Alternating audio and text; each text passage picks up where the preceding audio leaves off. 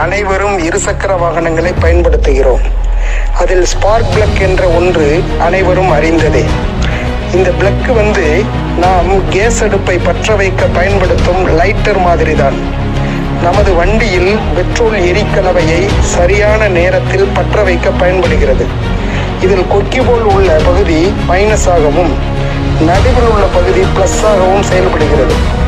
Plug-in மறைப்பகுதியில் இந்த கொக்கி பகுதி இருக்கும். நடுவில் உள்ள பிளஸ் பகுதி பிளக் ஹோல்டரில் பொருத்தப்பட்டிருக்கும். இந்த நடுப்பகுதியும் அதாவது பிளஸும் இந்த கொக்கி போன்ற மறைப்பகுதியும் அதாவது மைனஸும் இடையில் இணையக்கூடாது என ஒரு பீங்கான் மோல்டிங் செய்யப்பட்டிருக்கும்.